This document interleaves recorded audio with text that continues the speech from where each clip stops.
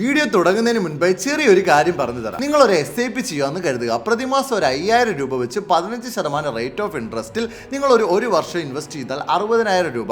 അങ്ങനെ ഒരു 10 വർഷം ഇൻവെസ്റ്റ് ചെയ്ത് കഴിഞ്ഞാൽ 6 ലക്ഷം രൂപ. എന്നാൽ ഈ 10 വർഷം കഴിയുമ്പോൾ നിങ്ങളുടെ ടോട്ടൽ കോർപ്പസ് എന്ന് പറയുന്നത് ഏകദേശം 13,15,091 രൂപ. എന്നാൽ ഇതേ പൈസ ഒരു 20 വർഷത്തേക്ക് ഇൻവെസ്റ്റ് ചെയ്താൽ എത്ര ആകുമായിരിക്കും? ദാറ്റ്സ് 66,5,367. ഇത് തന്നെ ഒരു 30 വർഷത്തേക്ക് ചെയ്താലോ ഏകദേശം 2,80,58,852 രൂപ. ഇനി ഇതേ 5000 രൂപ തന്നെ 15% റേറ്റ് ഓഫ് ഇൻട്രസ്റ്റിൽ ഇൻവെസ്റ്റ് ചെയ്യാം. പക്ഷെ ഒരു ട്വിസ്റ്റ് ഉണ്ട്. നിങ്ങളുടെ SIPയിൽ എല്ലാ വർഷവും ഒരു 10% നിങ്ങൾ കൂട്ടിക്കൊടുക്കണം. അങ്ങനെ വരുമ്പോൾ ഫസ്റ്റ് ഇയറിൽ 5000 രൂപ, അപ്പൊ നെക്സ്റ്റ് ഇയറിൽ അത് 5,500 ആവും. തേർഡ് ഇയർ ആകുമ്പോഴത്തേക്ക് അത് 6,050 രൂപയാകും. അങ്ങനെ കൂട്ടിപ്പോകുമ്പോൾ 30 വർഷം കഴിഞ്ഞ് ഇത് എത്ര ആകുമായിരിക്കും? ഏകദേശം 6,30,67,601 രൂപ. Dam 6 crores. ഈ ഒരു കോൺസെപ്റ്റിന്റെ പേരാണ് കോമ്പൗണ്ടിങ്. ഇത് നമ്മളെപ്പോലുള്ള എല്ലാ സാധാരണക്കാർക്കും അറിയായിരിക്കും, കാരണം നമ്മൾ ഇതിനെ പറ്റിയുള്ള ഒരുപാട് വീഡിയോസ് സോഷ്യൽ മീഡിയയിൽ കണ്ടിട്ടുണ്ടാവും. എന്നാൽ ഒരു റിച്ച് അല്ലെങ്കിൽ വെൽത്തി മൈൻഡ് സെറ്റ് ഉള്ള ഒരാള് ഇതിനെ എടുക്കുന്നത് വേറൊരു രീതിയിലാണ്. അവരിതിൽ സ്റ്റിക്ക് ഓൺ ചെയ്യും, ഇതിൽ വിശ്വസിച്ച് ഇൻവെസ്റ്റ് ചെയ്യും, വെയിറ്റ് ചെയ്യും. അങ്ങനെ പൈസ ഉള്ളവർ ഇത് വെച്ചിട്ട് തന്നെ പൈസ ഉണ്ടാക്കിക്കൊണ്ടേയിരിക്കും. എന്നാൽ നമ്മളെപ്പോലുള്ള മിഡിൽ ക്ലാസ് ആൾക്കാർ ഒള്ളി ആ കോൺസെപ്റ്റ് മാത്രം മനസ്സിലാക്കും, പ്രാക്ടിക്കലി നമ്മൾ അത് ചെയ്യില്ല. അതുകൊണ്ട് തന്നെയാണ് നമ്മൾ മിഡിൽ ക്ലാസ് എന്നും മിഡിൽ ക്ലാസ് ആയിട്ട് തന്നെ വർഷങ്ങളായിട്ട് ഇരിക്കുന്നത്. So concept number 1, compounding. ഈ കോമ്പൗണ്ടിങ് ഒരു തിയറി മാത്രമല്ല, ഇതൊരു റിയാലിറ്റിയാണ്. ഇത് നമ്മൾ മിഡിൽ ക്ലാസ്സിന് അറിയാം, പക്ഷേ ഇതിനായിട്ട് നമ്മൾ ഒന്നും ചെയ്യുന്നില്ല എന്നുള്ളതാണ് യാഥാർത്ഥ്യം. നമ്മുടെ രാജ്യത്തെ ആവറേജ് SIP ടെന്യൂർ എത്രയാണെന്ന് അറിയാമോ?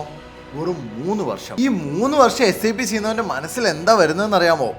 ഞാൻ കുറേ പൈസ SIP ചെയ്തുണ്ടാക്കി, ആയിരങ്ങളുടെ ലാഭം ഉണ്ടാക്കി. പക്ഷെ ഇതൊന്ന് വെയിറ്റ് ചെയ്തിട്ട് ഒരു 20 to 30 വർഷം കൺസിസ്റ്റന്റ് ആയിട്ട് ചെയ്താലോ കോടികളായിരിക്കും നമ്മുടെയൊക്കെ കൈ വരാൻ പോകുന്നത്. പക്ഷെ നമുക്ക് ആർക്കും വെയിറ്റ് ചെയ്യാൻ വയ്യ. അത് തന്നെയാണ് നമ്മുടെ മിഡിൽ ക്ലാസിന്റെ കുഴപ്പം. ഇൻവെസ്റ്റ് ചെയ്യുന്ന കാര്യത്തിൽ മാത്രമല്ല കേട്ടോ, പഠിത്തത്തിന്റെ കാര്യത്തിൽ നമ്മൾ മിഡിൽ ക്ലാസ് ഇങ്ങനെ തന്നെയാണ്. സ്കൂൾ കോളേജ് കാലഘട്ടം ഒക്കെ കഴിഞ്ഞു കഴിഞ്ഞാൽ എന്താ വിചാരിക്കുന്നത്?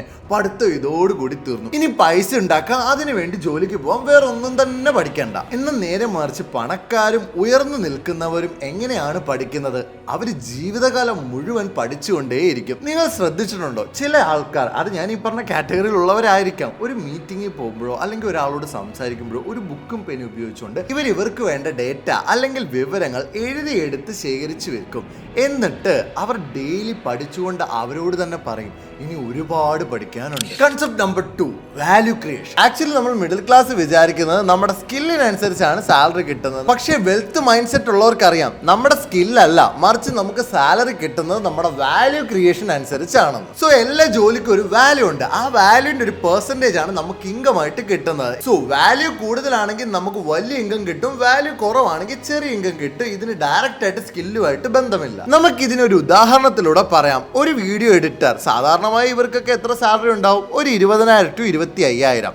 അങ്ങനെയുള്ള ഒരാൾ ഒരു കോർപ്പറേറ്റ് സ്ഥാപനത്തിൽ വീഡിയോ എഡിറ്ററും അതുപോലെ തന്നെ കോണ്ടന്റ് ക്രിയേഷനും അവിടുത്തെ മോണിറ്ററിങ്ങും അങ്ങനെയുള്ള ജോലികളെല്ലാം നോക്കിയാൽ പോലും അത് ആ കോർപ്പറേറ്റിന്റെ മെയിൻ സ്ട്രീം ബിസിനസ്സിലേക്ക് വരുന്നില്ല. അത് അവരുടെ കമ്പനിയുടെ മെക്കാനിസം വർക്ക് ചെയ്യാനുള്ളൊരു സൈഡ് പ്രോസസ്സ് മാത്രമാണ്. സോ ആ കോർപ്പറേറ്റിൽ വർക്ക് ചെയ്യുന്ന ആ എഡിറ്റർക്ക് അവിടെയുള്ള വാല്യൂ അത്രക്കുള്ള വാല്യൂ ഉണ്ടാവും. എന്നാൽ നേരെ മറിച്ച് ഇതേ എഡിറ്റർ ഒരു ക്രിയേഷൻ ഉള്ളി ഫീൽഡ് ആണെങ്കിൽ, ലൈക്ക് നമ്മുടെ film field, video creation field, ഇങ്ങനെയുള്ളൊരിടത്താണെങ്കിൽ പുള്ളിക്കാരന്റെ വാല്യൂ വളരെ കൂടുതലായിരിക്കും, ഡെലിവർ ചെയ്യാനും കഴിയും. അതുകൊണ്ട് തന്നെ പുള്ളിക്ക് കിട്ടുന്ന സാലറി എന്ന് പറയുന്നത് വളരെ കൂടുതലായിരിക്കും. നമ്പർ 3, വർക്ക് അറൗണ്ട് മെന്റാലിറ്റി അല്ലെങ്കിൽ ജുഗാഡ് മെന്റാലിറ്റി. ഇന്ത്യൻ മിഡിൽ ക്ലാസ്സിന് വളരെ ഇഷ്ടമുള്ള പ്രിയപ്പെട്ട ഒന്നാണിത്. കാരണം ചെറിയ ചെറിയ മാറ്റങ്ങളും ചെറിയ ചെറിയ അഡ്ജസ്റ്റ്മെന്റുകളും വരുത്തി ഒപ്പിച്ച് മുന്നോട്ട് പോവുക. നോട്ട് ദാറ്റ് വേർഡ്, ഒപ്പിച്ച് പോവുക, അതായത് തട്ടി മുട്ടി പോവുക. ഇതിനാണ് ജുഗാഡ് മെന്റാലിറ്റി എന്ന് പറയുന്നത്. ഇത് കുറച്ച് ഡേഞ്ചർ ആണ്. കാരണം ഇത് ചെയ്യുമ്പോൾ ആ ഒരു സെർട്ടൻ ജോലി അല്ലെ ഒരു സെർട്ടൻ പോയിന്റിലെ കാര്യങ്ങൾ ഓക്കെ ആയെന്ന് വരാം, പക്ഷേ അറ്റ് ദ എൻഡ് അല്ലെങ്കിൽ അതിന്റെ ഒരു ഫൈനലി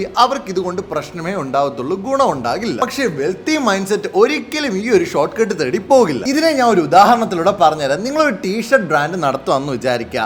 അവിടെ ബിസിനസ് കൂടുതൽ കിട്ടാൻ വേണ്ടിയിട്ട് നിങ്ങൾ തുണി ക്വാളിറ്റി കുറഞ്ഞുള്ള തുണി ഉപയോഗിച്ചു, അതുപോലെ തന്നെ പ്രിന്റിംഗ് ക്വാളിറ്റിയും കുറച്ചു. അങ്ങനെ നിങ്ങൾ ബിസിനസ് കൂട്ടി നിങ്ങൾ കുറേ സെയിൽസ് ഉണ്ടാക്കി. ശേഷം നിങ്ങളുടെ കൺസ്യൂമേഴ്സ് അല്ലെങ്കിൽ കസ്റ്റമേഴ്സ് ഈ ഒരു സാധനം യൂസ് ചെയ്തിട്ട് ഇതിന്റെ ക്വാളിറ്റി കുറവ് കണ്ടു കഴിഞ്ഞാൽ, കാരണം ഓൾറെഡി നിങ്ങൾ ക്വാളിറ്റി കുറച്ചിട്ടുള്ള സാധനമാണ് സെല്ല് ചെയ്തത്, അത് അവർ വാഷ് ചെയ്യോ അങ്ങനെ വല്ലതും ചെയ്തിട്ട് ഇതിന്റെ ക്വാളിറ്റി കുറവ് കണ്ടുപിടിച്ചാൽ പിന്നെ നിങ്ങളുടെ ബിസിനസ്സിലേക്കല്ല നിങ്ങളുടെ ടീഷർട്ട് വാങ്ങിക്കാൻ അവർ ആ വഴിക്കേ വരില്ല. അതിൻ്റെ കൂടെ അവർക്കറിയാവുന്നവരോടൊക്കെ ഈ കാര്യം അവർ പറയുകയും ചെയ്യും. അപ്പോൾ ഈ ജുഗാഡ് മൈൻഡ് സെറ്റ് വെച്ചിട്ട് നിങ്ങളുടെ ബിസിനസ്സിൻ്റെ കാര്യത്തിൽ ഒരു തീരുമാനമായേ. ഇപ്പോൾ ഞാൻ ഈ പറഞ്ഞ ഉദാഹരണം നമ്മൾ മിഡിൽ ക്ലാസ് പുവർ മെൻറ്റാലിറ്റി ഉള്ള ആൾക്കാരെ പറ്റിയാണ്. ഇനി വെൽത്തി മെൻറ്റാലിറ്റി ഉള്ള ആൾക്കാരാണെങ്കിൽ ഇത് എങ്ങനെ ഡീൽ ചെയ്യുമെന്ന് നോക്കാം. ആദ്യം അവരൊരു പ്രൊഡക്ഷൻ യൂണിറ്റ് തുടങ്ങിയാലോ എന്ന് ആലോചിക്കും. പക്ഷേ വേണ്ടെന്ന് നോക്കും. കാരണം എന്താ, ഇൻവെസ്റ്റ്മെൻറ്റ്, അത്രയും വലിയ ഹ്യൂജ് ഇൻവെസ്റ്റ്മെൻറ്റ് വേണം. അപ്പോൾ കോംപ്രമൈസ് ചെയ്യാൻ തയ്യാറല്ല, അതായത് ക്വാളിറ്റി കോംപ്രമൈസ് ചെയ്യാൻ തയ്യാറല്ല. എന്നാൽ ഇത്രയും വലിയൊരു ഇൻവെസ്റ്റ്മെന്റ് ഇറക്കാനും ഇല്ല. സോ അവരെന്ത് ചെയ്യും, നേരെ H&M, മാക്സ് പോലുള്ള ബ്രാൻഡുകളിൽ നിന്നും പ്ലെയിൻ ടീഷർട്ട് എടുക്കാൻ തീരുമാനിക്കും.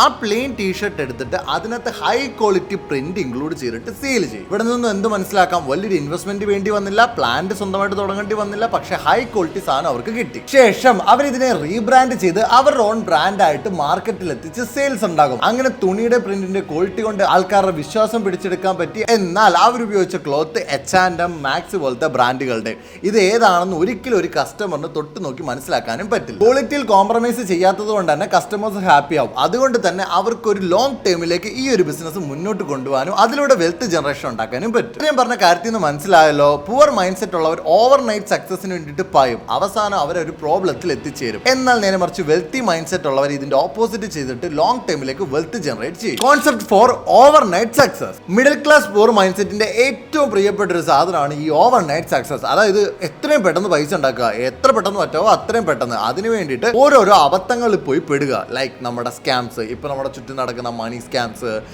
ഈ ബെറ്റിംഗ് ആപ്സ് പോലുള്ള സാധനങ്ങൾ, ട്രേഡിങ്ങിൻ്റെ മറവിൽ നടക്കുന്ന സ്കാമുകൾ, ആൻഡ് ലൈക്ക് ക്യാഷ് ഡബിൾ ആക്കുക. അപ്പോൾ ഇത്തരം സാധനങ്ങൾ പെട്ടെന്ന് ഇടുന്ന പൈസ ഡബിൾ ആക്കി കിട്ടുമെന്നുള്ള ഓഫർ പ്രതീക്ഷിച്ചുകൊണ്ട് പോയി ചാടുക, കയ്യിലുള്ള പൈസയും കൂടെ കളയുക. അപ്പോൾ നമ്മൾ ഇതാണ് ആദ്യം സ്റ്റോപ്പ് ചെയ്യേണ്ടത്. നിങ്ങളൊന്ന് ചിന്തിച്ചേ, വെൽത്ത് മൈൻഡ് സെറ്റുള്ള ആരെങ്കിലും ഇത്ര സ്കാമുകളിൽ പോയിട്ട് പൈസ ഇടുന്ന കണ്ടിട്ടുണ്ടോ? ഇല്ല.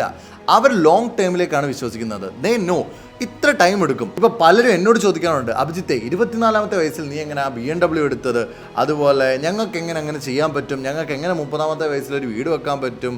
ചിലവർ വരുന്നിട്ട് എനിക്ക് 25-ാമത്തെ വയസ്സിൽ തന്നെ വീടും കാറും ഒരുമിച്ച് വേണം. സോ അതൊക്കെ എന്ന് പറഞ്ഞു കഴിഞ്ഞാൽ ഇത്തരത്തിലുള്ള സ്കാമിൽ ചെന്ന് പെടാനുള്ളൊരു മൈൻഡ് സെറ്റിലേക്കാണ് അത് പോകുന്നത്. The point is it takes time. ഇതുപോലുള്ള കാര്യങ്ങൾക്ക് ഒരുപാട് ടൈം എടുക്കും. അതുകൊണ്ട് തന്നെയാണ് വെൽത്തിയസ്റ്റ് മൈൻഡുള്ള ആൾക്കാർ SIP പോലുള്ള കാര്യങ്ങളെ ഡിപ്പെൻഡ് ചെയ്യുന്നത്. ദേ നോ ഇൻവെസ്റ്റ് ചെയ്തിട്ട് വെയിറ്റ് ചെയ്താൽ മാത്രമേ നമുക്ക് ഇത്തരത്തിലുള്ളൊരു ഫണ്ട് ജനറേഷൻ ഉണ്ടാക്കാൻ പറ്റൂ.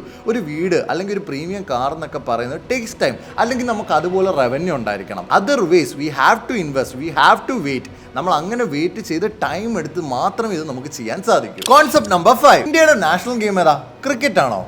ആണെന്ന് മനസ്സിൽ വിചാരിച്ചവരൊക്കെ ജനറൽ നോളജ് ഒന്ന് പഠിച്ചോ. ബാഡ്മിൻ്റൺ ആണോ? ഹോക്കി ആണോ?